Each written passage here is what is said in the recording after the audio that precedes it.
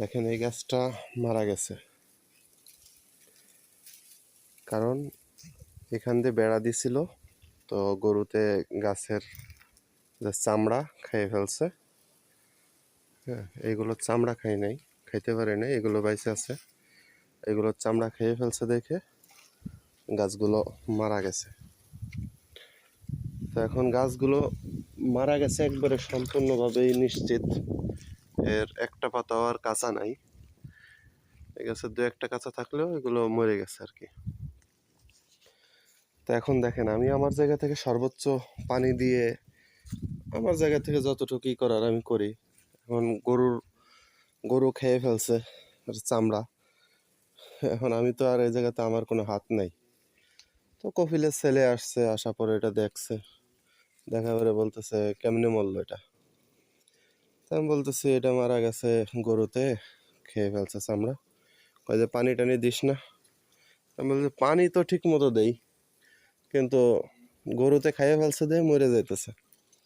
কেন বলতেছে যে পানি দিস, পানি বাড়াই দিবি, ঠিক আছে। আমি কই পানি তো একদিন পর একদিন পানি দেই। কয় যে পানি দে, ঠিক মতো পানি দে, দেখিস কিনা গাছ বাইসে যাবে না। তো বইলে গেছে 5-7 দিন হয়ে গেল, এখন পর্যন্ত পানি দিতেই আছি। দেখা যাক কিয়ামতের আগ পর্যন্ত, মানে আল্লাহ যতদিন আমার হায়াত দারাজ করছে, যতদিন এই জায়গায় আছি, বা কফিলের পরবর্তী নির্দেশ আসার আগ পর্যন্ত পানি দিতে থাকি। যদি বাঁচে তো বাঁচলো, না বাঁচলে ওই জায়গায় দুইটা ছিল, ওই দুইটার মতো এদেরও কাটে ফেলতে হবে। ঠিক আছে, হচ্ছে সৌদির অবস্থা। এদের আপনি হাজার বোঝাবেন, এরা বুঝবে না। ওরা যেটা বুঝবে ভুল হইলেও ওইটাই সঠিক। ঠিক আছে, এখন আপনার যদি চলতে হয়, আপনার যদি থাকতে হয়, চাকরি করতে হয়, তাহলে ওদের ওর পাগলামোরে আপনার গুরুত্ব দিতে হবে।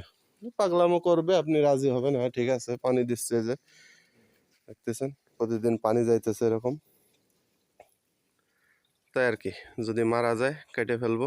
মারা তো গেছেই, মানে কিছুদিন ওকে সান্ত্বনা দেয়া আর কি, কারণ পাগলকে বোঝানো সম্ভব না কোনোভাবেই। তো আমাদের জন্য দোয়া করবেন, আমরা যারা সৌদি আরব প্রবাসী আছি। আসসালামু আলাইকুম রহমতুল্লাহ।